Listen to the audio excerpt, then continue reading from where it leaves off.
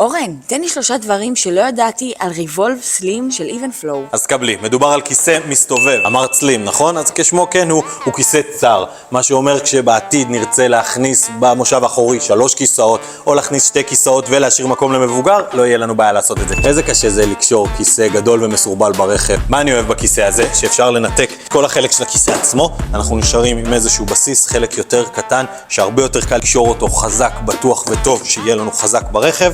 ופשוט אחרי זה אנחנו שמים את הכיסא בחזרה ומוכנים לנסיעה. ודבר אחרון, את איתי? כן. בואי תדמייני את הסיטואציה. סבתא באה לקחת את הנכדה שלה בת החודשיים לטיפת חלב. אוקיי. קושרת אותה נגד כיוון הנסיעה. אבל מה? יומיים אחרי זה, את הנכד בן ה3 היא צריכה לקחת לגן שעשועים, נכון? במקום להסתבך ולקשור את כל הכיסא מחדש, פשוט מאוד, מסובבת את הכיסא, וככה, ב2 שניות, הכיסא גם מתאים לילד בגיל אחר.